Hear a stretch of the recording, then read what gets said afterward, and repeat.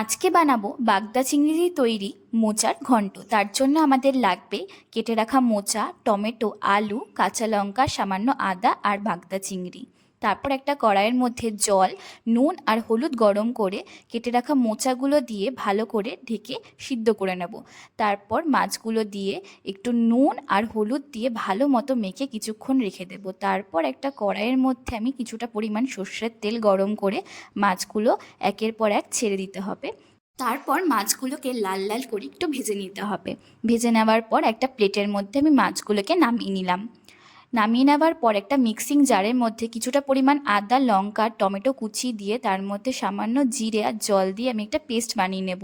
তারপর কড়াইতে সামান্য সর্ষের তেল আর ঘি গরম করে তার মধ্যে তেজপাতা আর সামান্য জিরে ফোড়ন আমি দিয়ে নেব। তারপর একটু নাড়িয়ে কেটে রাখা আলুগুলোকে ভালো মতো ভেজে নিতে হবে। ভেজে আমি একটা প্লেটের মধ্যে কিন্তু আগের থেকে তুলে নেব। ভালো করে তুলে নেওয়ার পর সামান্য একটুখানি দারচিনি আর লবঙ্গ আমি কিন্তু এখানে ফোড়নে দিলাম। দিয়ে যে পেস্টটা বানিয়ে রেখেছিলাম সেই পেস্টটা কিন্তু আমি এখানে অ্যাড করে দিলাম।